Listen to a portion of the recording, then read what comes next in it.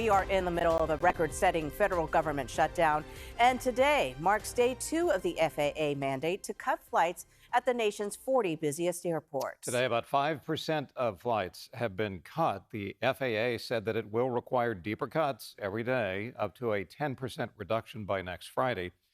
At SFO, nearly 300 flights have been delayed.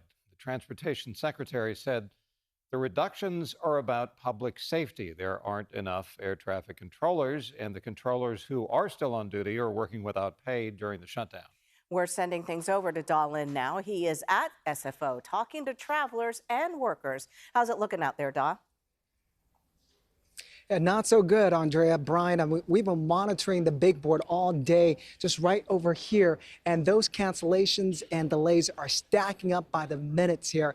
According to Flight Aware, so far today at SFO, 39 cancellations and more than 300 delays. The FAA says the average delay time is about 54 minutes, and they blame that mostly to staffing shortages.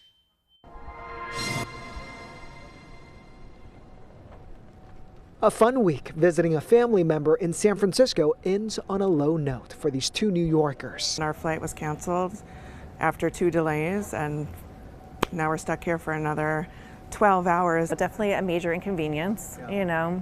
It's definitely 12 hours is a long time. The two sisters, Lisa Beal and Carrie Gillette, had their Saturday morning JetBlue flight to New York canceled. They bought new tickets on Delta for an 11 p.m. flight, hoping to get home by Sunday morning. So we were canceled from JetBlue earlier. I want to go home. I miss my family.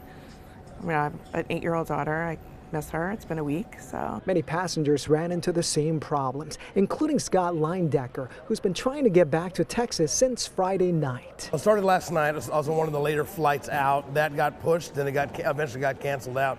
So I had to swap to an earlier flight this morning. Once I got a flight in, my flight pushed. Pushed, meaning delayed. At this point, he's just hoping he can make his connection. The ordeal is costing him extra time and money. Now I had to get a car for another day. I had to do hotel per diem, all that stuff. So extra cash that wasn't in the budget. So some passengers say they're taking extra steps to avoid being stranded on their return trip. Getting back, fingers crossed, I did book a backup flight on another airline coming back, so I have two flights that I can consider. This retired flight attendant, now an airport concierge, says frustration levels are high. I've been seeing the canceled flights and the frustration and the people sitting with their babies for hours because they can't get somewhere.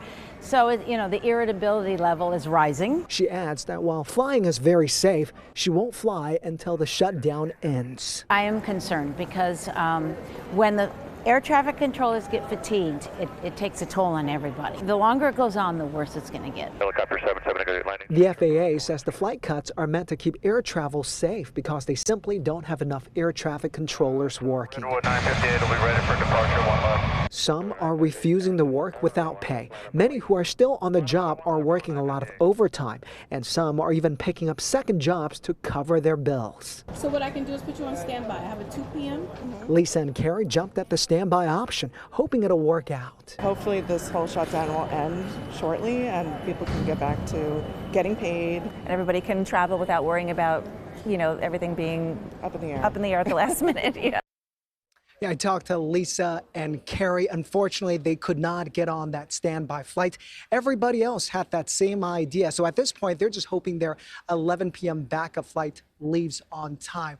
Now, keep in mind, Saturday is not even the busiest day here at SFO. The on-duty manager says they have about 140,000 passengers coming through SFO on a typical Saturday. But tonight, a lot of headaches and a lot of frustration.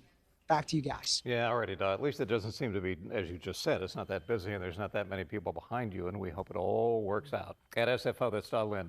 Thank you.